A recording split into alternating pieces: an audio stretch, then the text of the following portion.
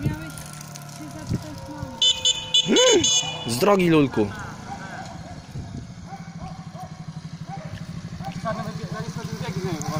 Co?